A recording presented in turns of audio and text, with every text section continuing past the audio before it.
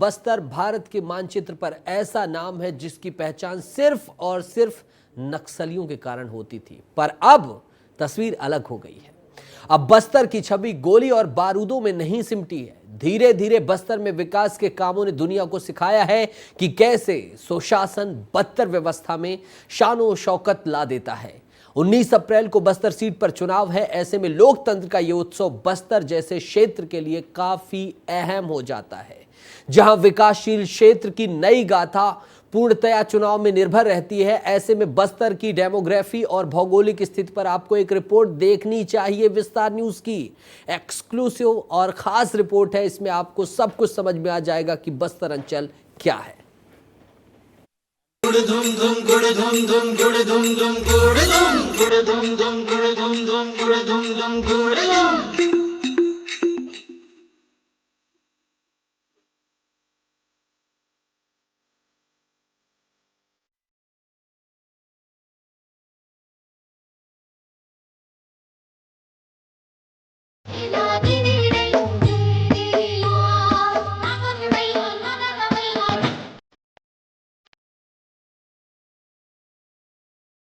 बस्तर एक तौर पर कहे तो एक ऐसा हॉट सीट जहां सियासत के तमाम आला कमानों की नजर जमी रहती है। आखिर जमे भी क्यों ना, छत्तीसगढ़ के चर्चित लोकसभा क्षेत्रों में से एक जो है कांगेर घाटी राष्ट्रीय उद्यान, कैलाश गुफा, तीरथगढ़ जलप्रपात, कोटमसर गुफा, नारायणपाल मंदिर, तामड़ा घूमर, ये ऐसे स्थान हैं जो बस्तर सहित छत्तीसगढ़ की शोभा में चार चांद लगाते हैं। फिल्मों से लेकर अखबारों की सुर्खियां और तमाम मीडिया न्यूज चैनलों की हेडलाइन में समय समय पर बस्तर शामिल होता रहा है। एक बार फिर जब प्रधानमंत्री नरेंद्र मोदी चुनावी बिगुल फूंकने बस्तर पहुंचे तो फिर ऐसा लगा मानो इस क्षेत्र में उत्साह छा गया हो। ट्रैक्टर, ट्रालियां, पैदल, जिसे जो साधन उचित लगा निकल लिए प्रधानमंत्री का भाषण सुनने।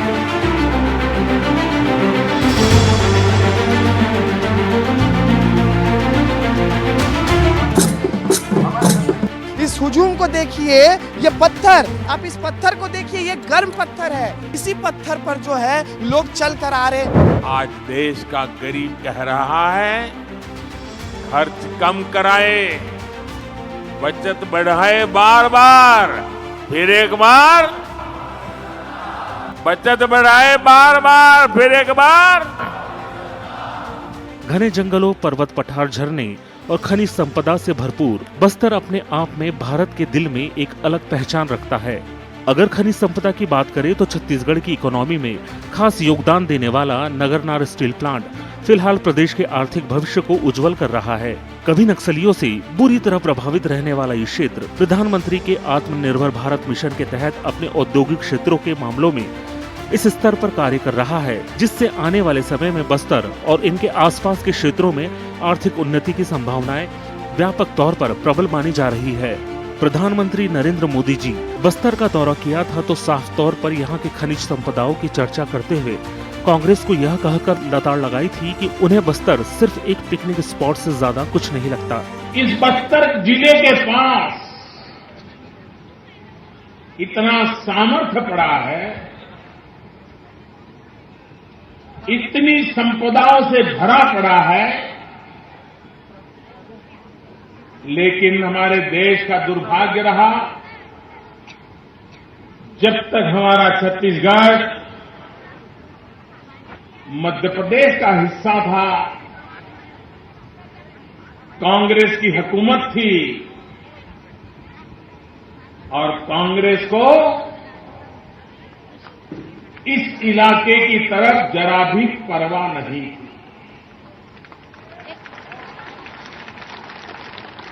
उनके लिए तो ये इलाका पिकनिक के लिए काम आता था, पिकनिक के लिए।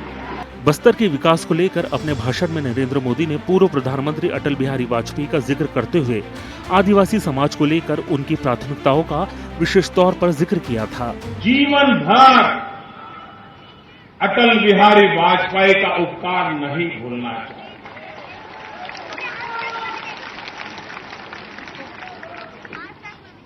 ये वाजपेयी जी की दीर्घदृष्टि थी, ये उन्हीं की सोच थी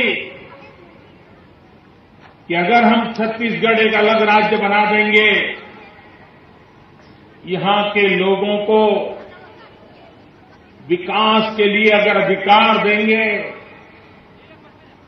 यहां के लोगों को विकास के लिए अवसर देंगे, तो ये इलाके के लोग ऐसे हैं, यहां की मिट्टी में ऐसा दम है कि वे छत्तीसगढ़ को हिंदुस्तान के समृद्ध राज्यों की साथ बिठाने के लिए ताकत रखते हैं।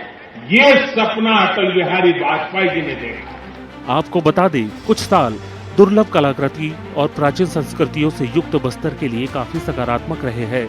देश की राजनीति स्थिर रही है, कभी कांग्रेस, कभी जनता पार्टी, कभी बीजेपी तो कभी निर्दलीय। बस्तर की जनता ने लगभग हर विचारधारा का स्वाद चखा है। अगर सत्ता के पन्ने पलटे जाए तो 1957 में कांग्रेस की जीत हुई। 1962 के बाद 3 बार के चुनाव निर्दलीय ने जीते। 1977 में जनता पार्टी को बहुमत मिला। 1980 में जब कांग्रेस को कुर्सी मिली तो 1996 तक पार्टी इस सीट पर बनी रही। फिर 1998 में बस्तर में एंट्री होती है बीजेपी की, जिसने 2019 तक सीट पर अपना खूंटा गाड़े रखा। लेकिन 2019 में कांग्रेस ने मोदी लहर के बावजूद बस्तर सीट से बीजेपी का सुपड़ा साफ कर दिया। वहीं बस्तर का सियासी गणित आदिवासी बहुल माना जाता है। यहाँ आदिवासी वर्ग का एक तरफा वोट कुर्सी की चाबी बड़ी आसानी से किसी को सौंप सकता है।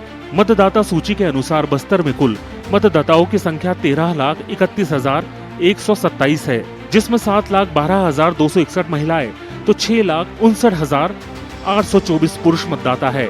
नए मतदाताओं की संख्या 19,681 है। 60% आदिवासी मतदाता, 20% ओबीसी मतदाता और 20% सामान्य मतदाताओं के नाम मतदाता सूची में दर्ज है।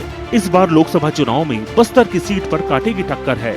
एक तरफ छत्तीसगढ़ कांग्रेस के मोटे रिज्यूम और लगातार बयानों के कारण सुर्खियों में रहने वाले धाकड़ नेता कवासी लखमा, तो वहीं दूसरी ओर प्रधानमंत्री नरेंद्र मोदी की छत्र छाया में देश की बड़ी राजनीति में पहली बार कदम रखने वाले संघ से जुड़े महेश कश्यप है। पिछले लोकसभा चुनाव की बात करें तो बस्तर सीट पर कांग्रेस के दीपक बैज को जीत मिली थी। 2019 में कांग्रेस के हाथों शिकस्त खाई बीजेपी बस्तर सीट को अपने पाले में करने के लिए हर ताकत आजमा रही है।